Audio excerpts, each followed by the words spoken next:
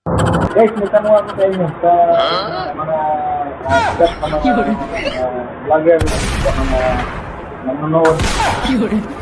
Maraming salamat sa inyo lahat.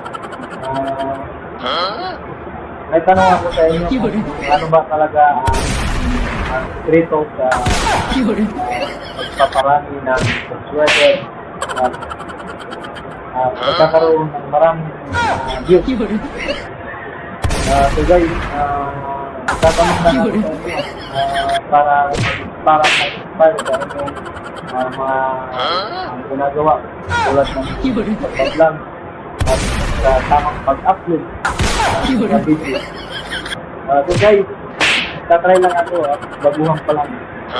Gumawa ako ng YouTube channel. Hindi ko pa alam kung ano ang dapat gawin. Hindi ko pa alam kung ano ang tamang pag-upload